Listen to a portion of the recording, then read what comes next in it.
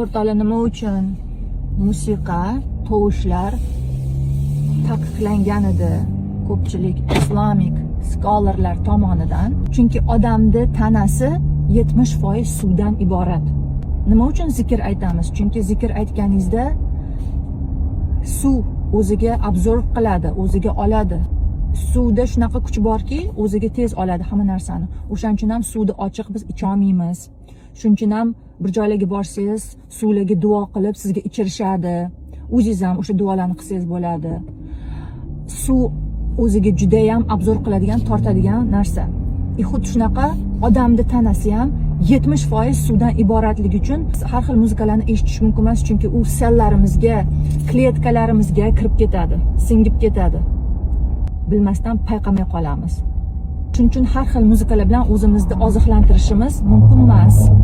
Bu sizni o'zligingizdan uzoq qilinadigan bo'lsa, hamma tovushlar ham emas, adashtirmang, hamma tovushlar emas, chunki o'zi aslida tovush bu heal qiladi, davolaydi.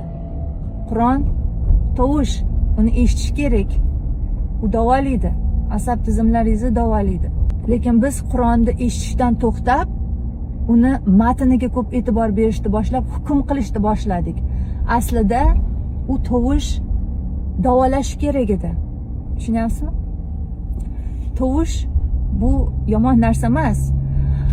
Shunchaki yomon tovushlarni, yomon muzikalarni nazarda tutishgan edi. Masalan, barlarda, diskotekalarda, klublarda aynan odamda nafsini oshiradigan yoki uni o'zligidan qochiradigan muzikalar taqiqlangan edi.